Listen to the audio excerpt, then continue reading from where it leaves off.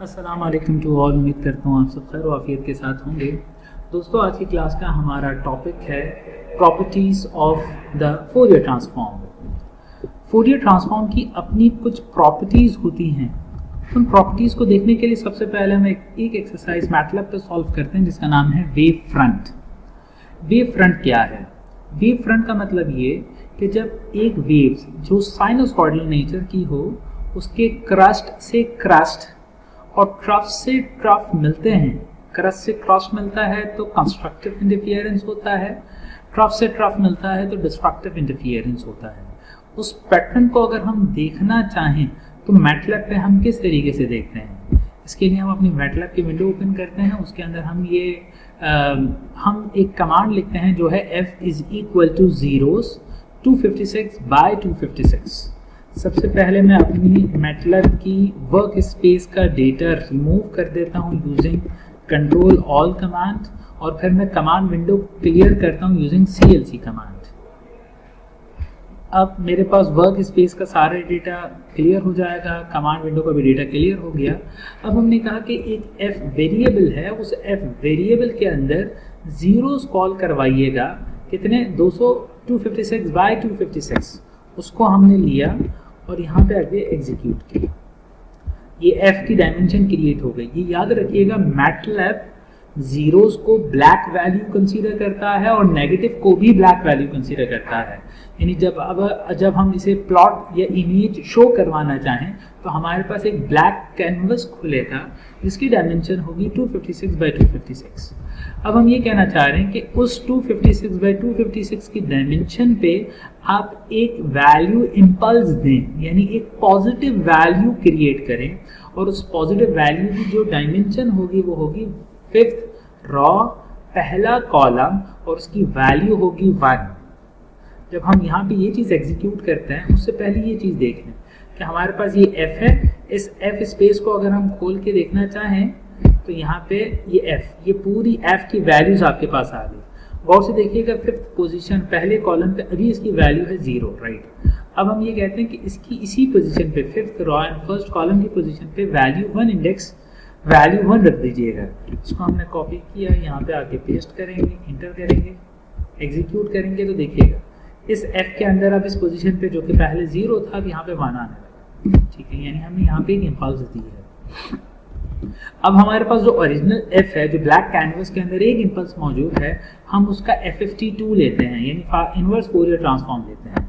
हमने उस inverse Fourier transform को लिया, यहाँ पे आके पेस्ट किया, तो यहाँ पे आके हमारे पास स्मॉल f 256 बाई 256 की वैल्यूज आ गई। उसके बाद हमने कहा कि फिगर नंबर 1 कॉल करिएगा, सब प्लॉट क्रिएट करिएगा। फर्स्ट रॉ, एक रॉ, 2 कॉलम, उसकी पहली पोजीशन पे कैपिटल F शो करवाइएगा, उसका टाइटल कैपिटल F लिखिएगा।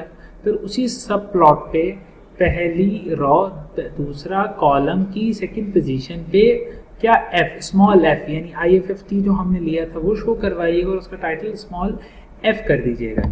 इसको हम लेते हैं और यहाँ पे आके पेस्ट करते हैं, इंटर करते हैं, तो हमारे पास एक इमेज खुलेगी।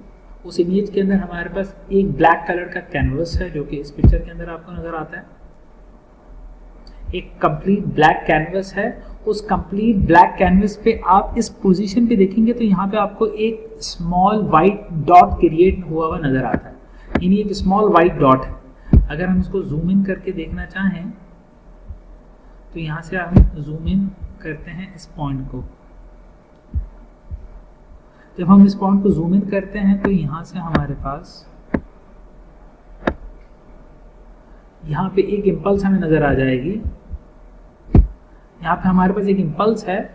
वो इम्पल्स को जब हम फोरियर ट्रांसफॉर्म IFT लेते हैं तो हमारे पास ब्लैक और वाइट फ्रिंजेस हमें नजर आने लगती है। ये रही वो इम्पल्स।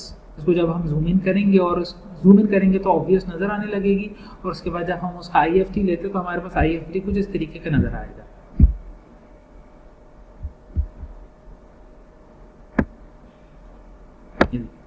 हमने जूम इन किया तो इसकी 5th रॉ, फर्स्ट कॉलम पे हमने एक इम्पल्स क्रिएट किया था जो कि वाइट डॉट था। उसका जब हम IFFT लेते हैं तो ये नज़र आता है। गौर से देखिएगा इस लॉजिक को।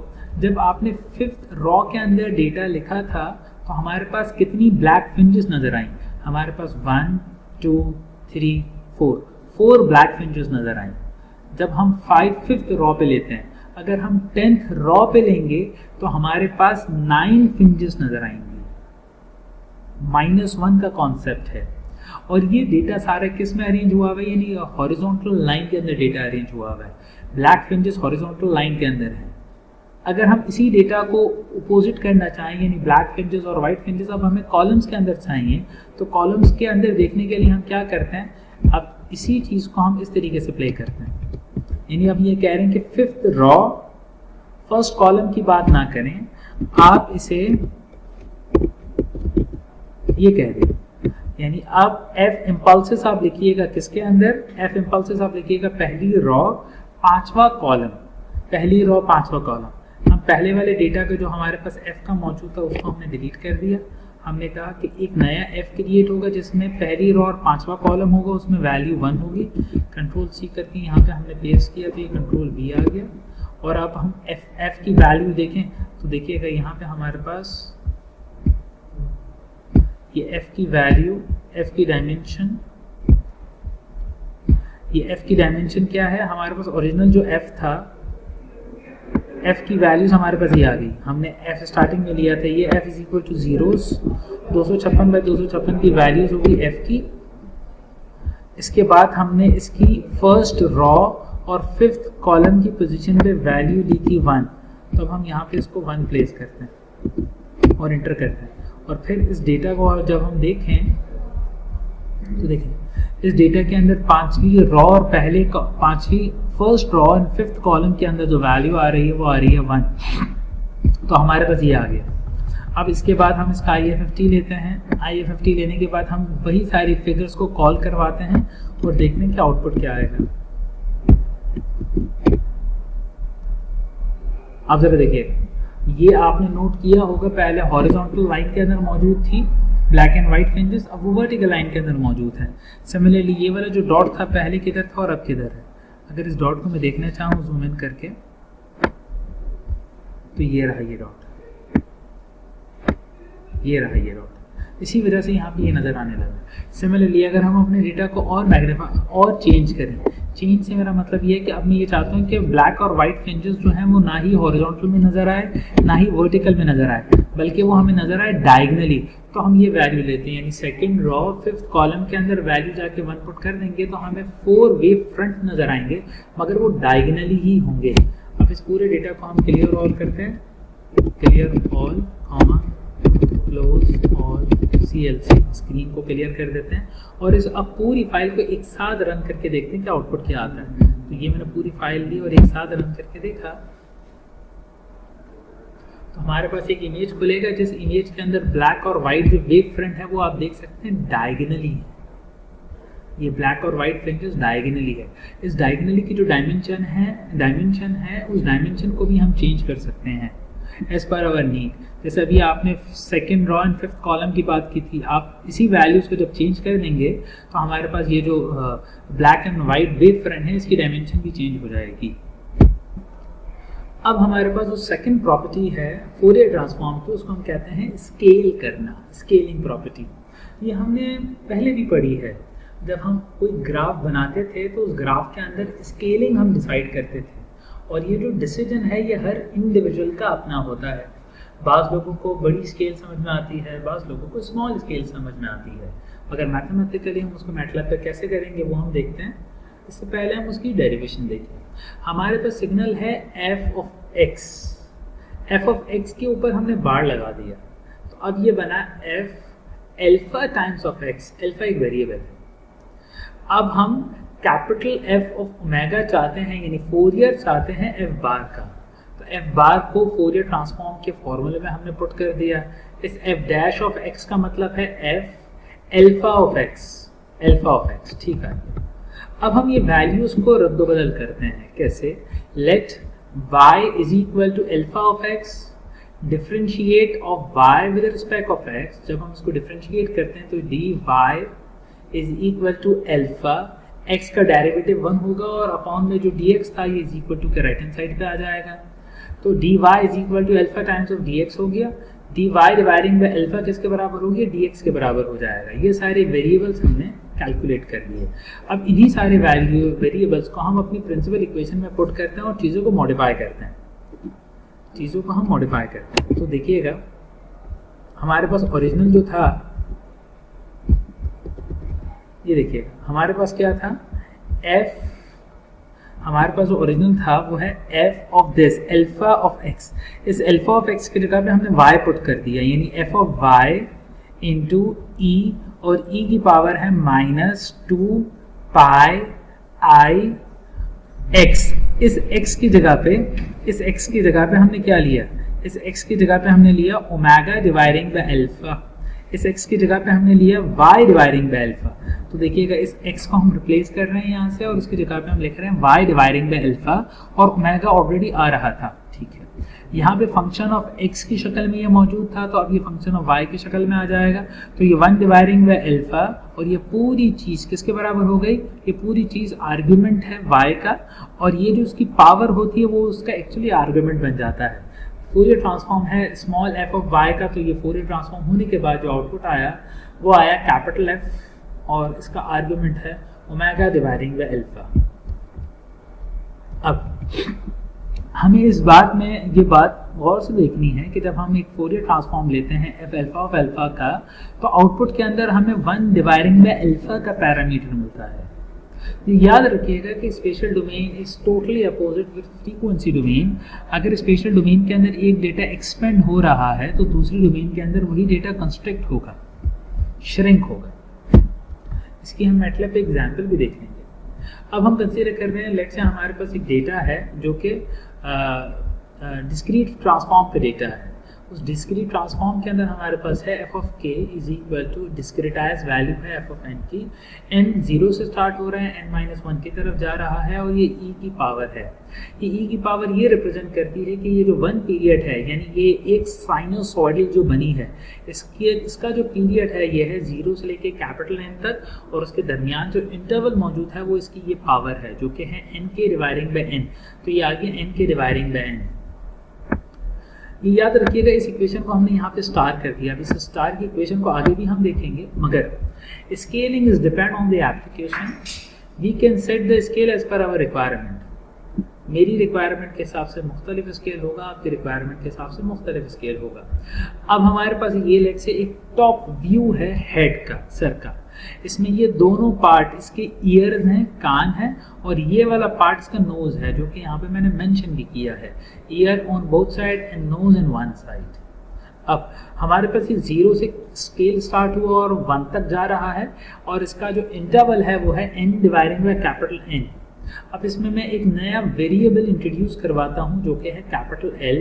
L इज़ द वेरिएबल, और उसकी वैल्यू कुछ भी हो सकती है, वो 25 सेंटीमीटर, 25 मीटर एक्सेट्रा। यानी इस पूरी इक्वेशन को मैंने कैपिटल L से मल्टीप्लाई करवा दिया।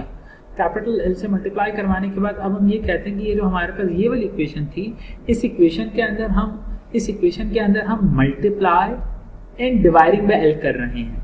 यानी इस इनसाइड ये जो इंटरवल है, इस इंटरवल को multiply by L and dividing by L कर रहे हैं। मैथमेटिकली हम ठीक कर रहे हैं क्योंकि हमने जो चीज़ मल्टीप्लाई की अपनी मर्जी से उसको हमने डिवाइड भी कर दिया। बट इससे फ़ायदा ये मिला कि ये वाला जो पार्ट है k डिवाइडिंग बाय L, ये फ्रीक्वेंसी डोमेन का पार्ट है, और n capital L dividing by capital N जो पार्ट है हमारे पास स्पेशल डोमेन का पार्ट है।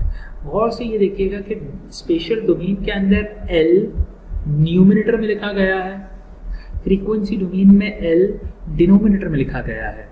जब हम इसकी एक सीक्वेंस सीरीज बनाते हैं तो हम ये कहते हैं कि x जो कि स्पेशल डोमेन है n L dividing by capital L, और इसमें n की वैल्यू 0 से स्टार्ट होकर n-1 तक जाएगी। ओमेगा जो कि फ्रीक्वेंसी डोमेन है, फ्रीक्वेंसी डोमेन का फॉर्मूला है k डिवाइडिंग बाय L।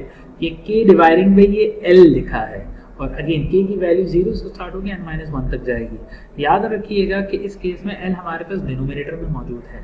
अब हम n की वैल्यूज़ को चेंज करते चले जाएं, जैसे आप यहाँ पे कह रहे हैं कि n की वैल्यू 0 है और चलती चली जाएगी टिल n-1 तक। तो देखिएगा स्पेशल डोमेन के अंदर 0, फिर 1, फिर 2, फिर 3, l डिवाइडिंग बाय n, और चलता चला आएगा टिल n-1 तक। सिमिलरली जब हम फ्रीक्वेंसी डोमेन की बात करते हैं तो फ्रीक्वेंसी डोमेन का फॉर्मूला है k डिवाइडिंग बाय L। तो k की जगह पे 0 dividing by l, 1 dividing by l till n-1 dividing by l, यानी n की वैल्यू k की वैल्यू इस केस में भी चलती चली जाएगी। ये है स्केलिंग पैरामीटर। इन जनरल की अगर हम बात करें, in general FOV stand for field of vision, FOV यहाँ पे लिखा हुआ भी है, field of view, field of view. Special domain में इसको फिर हम मल्टीप्लाई कर देंगे फ्रीक्वेंसी डोमेन के डेल्टा ऑफ ओमेगा से, और ये इसका आंसर बराबर होता है field of vision in frequency domain, और उसको हम मल्टीप्लाई कर देंगे delta x is equal to 1 के बराबर आएगा।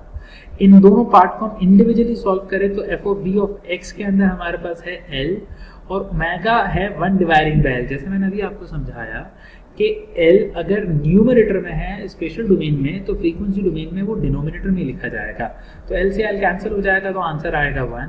Similarly FOV of omega n dividing by l, जो कि ऊपर हमने फॉर्मूला किया, delta x l dividing by n से n और l से l जब कैंसिल हो जाएगा तो अगेन इसका आंसर भी 1 ही आएगा, और यही हमारा आंसर था। अगर हम इसको एक सीरीज और एक सीक्वेंस की शक्ल में लिखें तो स्मॉल x यानी स्पेशल डोमेन के अंदर जो डेटा है वो लिखा जाता है 0 dividing by n l, 1 dividing by l से लेके n-1 डिवाइडिंग बाय l तक। याद रखिएगा l डिनोमिनेटर में है और ओमेगा के अंदर l न्यूमरेटर के अंदर मौजूद है, जो कि है l फिर 2l n-l and so on. जब हम इसे ग्राफिकली शो करना चाहें तो ग्राफिकली के अंदर ये हमारे पास एक लाइन है डेटा की, उसके ऊपर जो सर्कल्स हैं ये स्पेशल व्यू है और क्रॉस जो है वो फ्रीक्वेंसी है। 1 2 3 4 5 6 स्पेशल डोमेन का डेटा मौजूद है, सिमिलरली 6 फ्रीक्वेंसी डोमेन का डेटा मौजूद है। जब हम एक डेटा को कंस्ट्रक्ट कर रहे हैं, कॉन्ट्रैक्ट कर रहे हैं, मिला रहे हैं आपस में, तो फ्रीक्वेंसी डोमेन का डेटा जो है वो एक्सपेंड हो गया। सिमिलरली जब हम स्पेशल डोमेन का डेटा को एक्सपेंड कर रहे हैं तो फ्रीक्वेंसी के डोमेन का डेटा जो है वो कंस्ट्रक्ट हो गया। ये सिचुएशन क्रिएट होती है। इसके अंदर हमें एक दूसरी चीज़ है जिसको हम टेक्निक है जिसको हम कहते हैं पैडिंग करना। पैडिंग का मतलब ये है कि डेटा को हम ऐड करते हैं, जीरोस की वैल्यू को हम डेटा के अंदर इन्वॉल्व कर देते हैं। कैसे? वो ऐसे, हमारे पास अगेन ये 6 वैल्यूज ही हैं, ये 6 वैल्यूज हैं। इस 6 वैल्यूज के अंदर हमने 0 पैड किया, तो जब हम 0 पैड करते हैं तो फ्रीक्वेंसी डोमेन के अंदर देख रहे हैं कितने नज़दीक डेटा वैल्यूज आ गई। इन्हीं डेटा वैल्यूज को हम कहते हैं सुपर सैम्पलिंग, यानी डेटा बहुत ज़्यादा मिलने लगा। वहाँ पे फ्रीक्वेंसी स्पेशल डोमेन के अंदर डेटा हमने एक्सपेंड कर दिया, तो फ्रीक्वेंसी डोमेन के अंदर यही डेटा हमारे पास कंस्ट्रक्ट या श्रिंक हो गया। अब इसी चीज़ के लिए हम एक मैटलैब की एक्सरसाइज है वो देखते हैं। अच्छा दोस्तों, अब हम बात कर रहे हैं स्केलिंग की और उसको हम देखते हैं मैटलैब पे। मैटलैब पे स्केलिंग किस तरीके से हम करते हैं।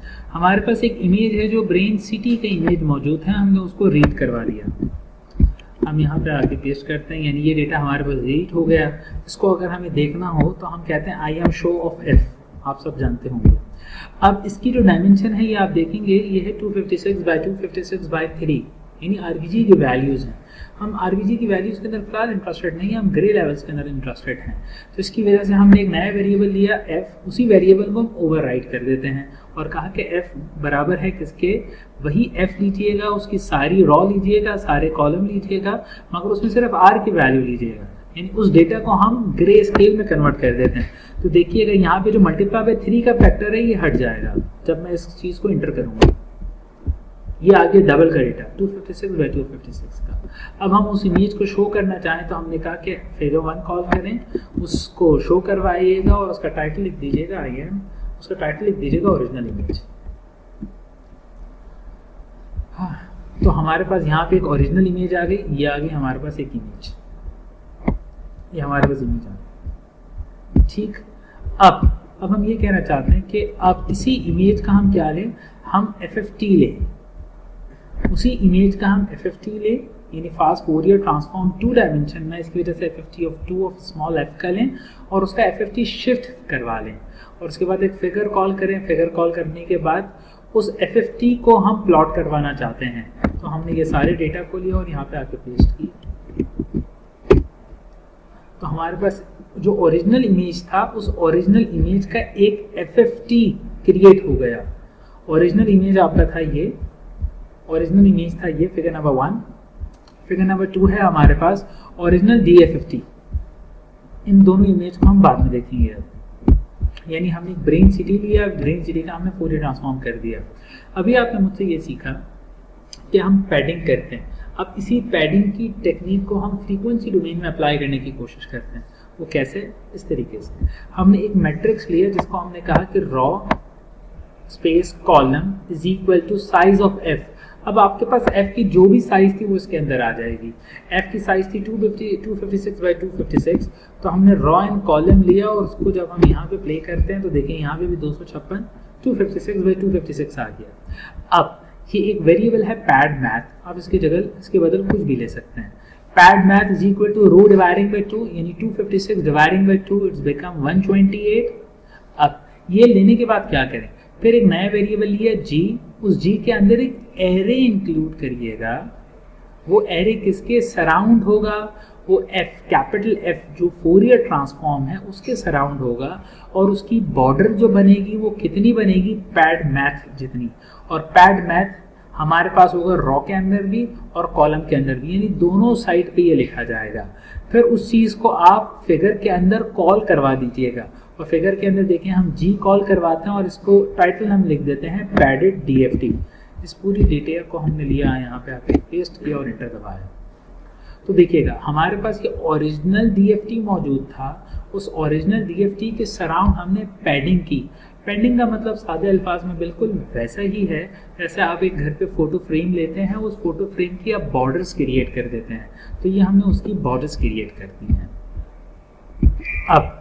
अब उस डीएफटी का हम इन्वर्स लेना चाहते हैं, यानी हमारे पास अब पूरा डेटा जो मौजूद है वो कैपिटल जी के अंदर मौजूद है, पैडिंग का डेटा, हम उसका इन्वर्स लेते हैं। तो हमने कहा small G is equal to IFFT 2 of capital G, और इसको जब हम प्लॉट करते हैं तो आप देखेंगे सुपर सैम्पल्ड हो गया, यानी जो डेटा था वो डेटा किस तरीके से नजर आता है जो आपको पता चलता है। यहाँ पे आगे कंट्रोल पेस्ट किया, एंटर दबाया, तो देखिएगा पहले जो हमारे पास एक इमेज थी वो इमेज की साइज अलग थी जो ओरिजिनल इमेज थी, जो कि है ये ओरिजिनल इमेज थी। इस ओरिजिनल इमेज को हमने स्केल अप कर दिया, यही हमारा टॉपिक था, स्केलिंग करना। इस टॉपिक के अंदर हमने पैडिंग का कॉन्सेप्ट भी देखा कि पैड हम फ्रीक्वेंसी डोमेन में करते हैं तो फिर वो सुपर सैम्पल्ड हो जाता है, और सुपर सैम्पल करके जब हम उसे प्लॉट करवाते हैं तो ये स्केल अप हो जाती है इमेज।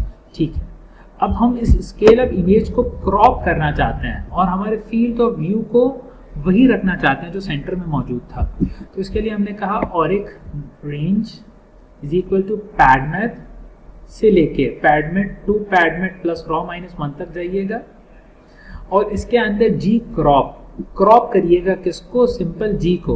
कितना क्रॉप करिएगा? और एक रेंज हॉरिजॉन्टली भी यानी रॉ में भी और वर्टिकल कॉलम के अंदर भी। और फिर एक नई फिगर लीजिएगा, फिगर नंबर 5, उसके अंदर इस चीज़ को प्लॉट करवा दीजिएगा और यहाँ पे इसको लिख दीजिएगा, इसका title scale up by factor of 2।